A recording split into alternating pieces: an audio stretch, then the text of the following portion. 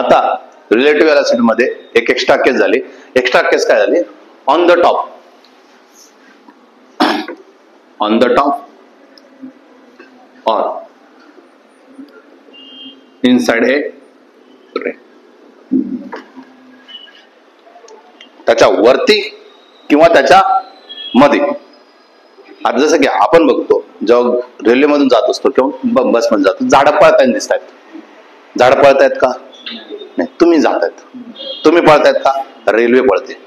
पण तुम्हाला ती फील होते. लॉजिक कळालं? ते तुम्ही कुठे मध्ये, तुम्ही उभे त्याच्या वरती जर गेले तर तुम्हाला तेच दिसणार आहे. मध्ये राहा किंवा वरती राहा, काय फरक पडत नाही. त्याच्यासाठी एक सिंपल कन्सेप्ट लक्षात ठेवायची आपल्याला की जसे दिले असेल तसे करा.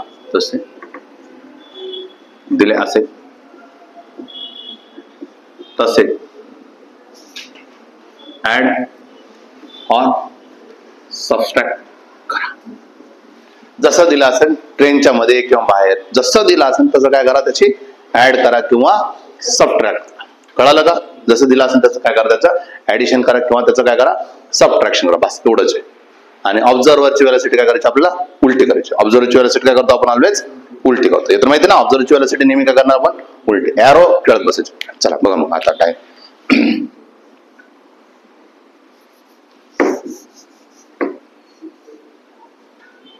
मी आता फक्त ऑब्झर्वर एकच ठेवणार आहे. जसं आपण मागच्या केलं ए बी बी ए, आता मी एकाच ठेवणार आहे. जसं आ म्हटलं मी 10 मीटर पर सेकंद चाललाय. हा ए जो आहे तो रेस्टला आहे आणि बी ऑब्झर्वर आहे तो पण कुठे?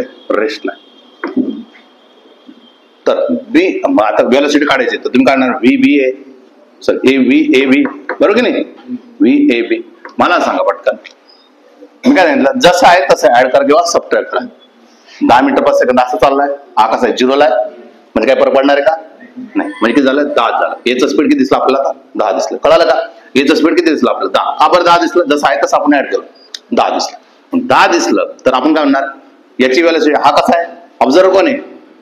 बी. हा ए मध्ये काय चेंज झाला का? हे 10 नाही. याच्यामध्ये काय चेंज झालं? मी असं म्हटलं असं चाललंय 0. किती होणार आहे? काय म्हणणार? ए 10च्या स्पीड मध्ये पुढे चाललाय. ऍक्च्युअली 10 ए कसा आहे? थांबलेला आहे. पण तो कशावर आहे? ट्रेनवर आहे. पण ट्रेन पुढे जात असल्यामुळे त्याला फील व्हायला लागलं काय? 10च्या स्पीड मध्ये ए जातोय. ऍक्च्युअली मध्ये ए जातोय का? हे लॉजिक कळालं? दुसरं,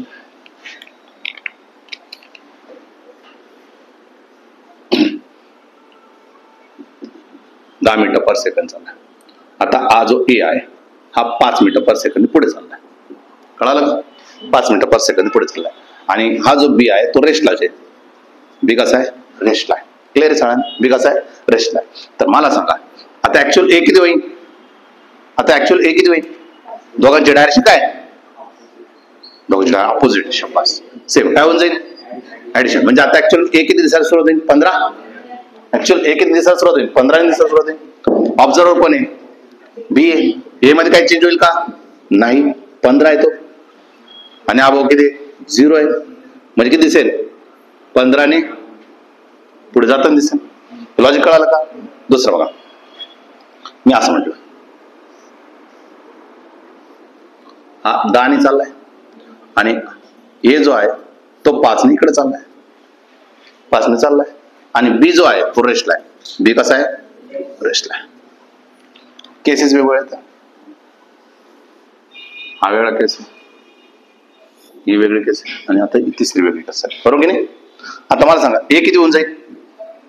ए किती होऊन जाईल? ए किती होईल? 5 कुठं? इकडं का तिकडं? इकडं होईल ना. एचं काय झालं? ए झाला. ए ऍक्च्युअल मध्ये किती झाला? आता 5. जसं आहे तसंच लिहायचंय. जसं ऍडिशन सांगितलं तसं करायचं. त्याला चेंज करत बसायचं नाही. हा झाला माझा 5. मग आता आपला ऑब्झर्वर कोण आहे? कोण आहे? व्ही ए बी आहे ना. V A B. इथं मग काय करणार? V A B. चला ए मध्ये किती झालाय? 5. आणि बी कसा आहे? 0. किती झालं? 5. लॉजिक कळालं? आता या केसमध्ये मी काय केलं?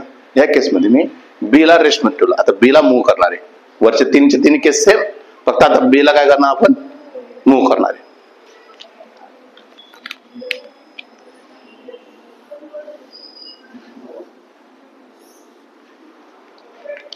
सेम डायग्राम आहेत.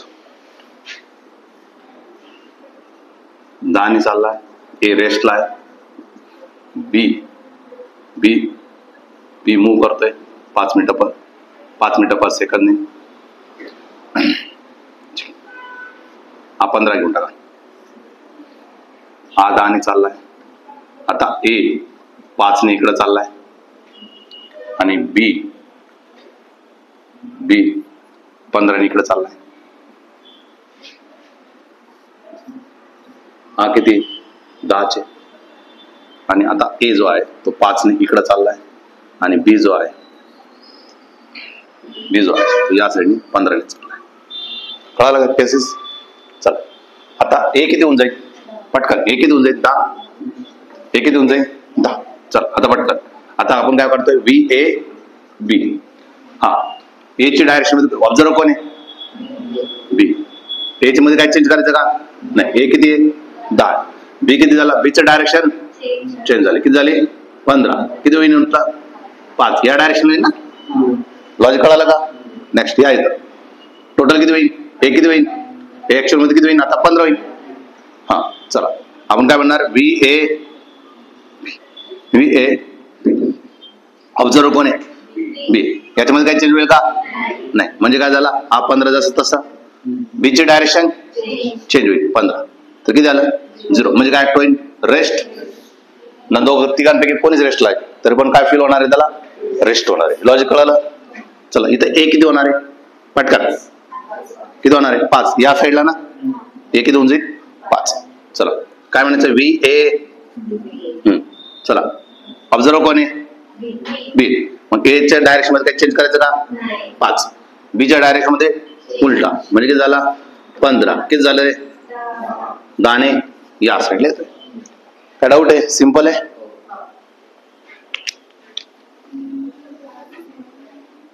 अजून कॉम्प्लिकेशन बाकी हे समजतं ना? आता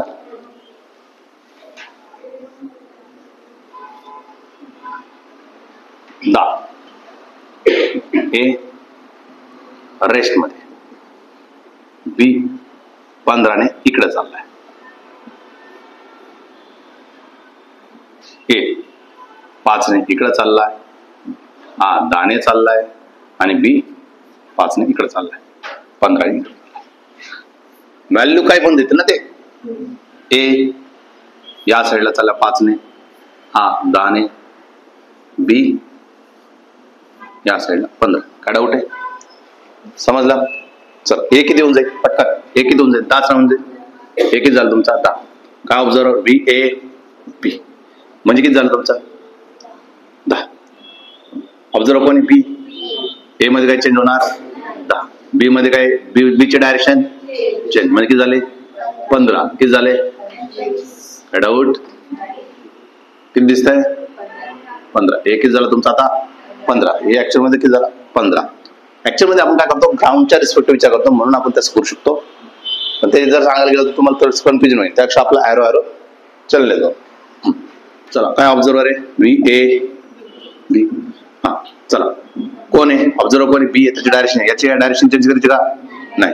याची डायरेक्शन चेंज म्हणजे किती झाले? हा 15 आहे, हा 15 आहे म्हणजे किती म्हटलं? 30 नाही. कळालं? हा याचे टोटल 5 होईल ना? 5 होईल ना? हा व्ही ए बी ऑब्झर्वर बी आहे. याची डायरेक्शन चेंज करायची का? 5 आहे. याची डायरेक्शन असं झालं 15. किती झाले मग? कन्सेप्ट कळाले आता? सिंपल आहे.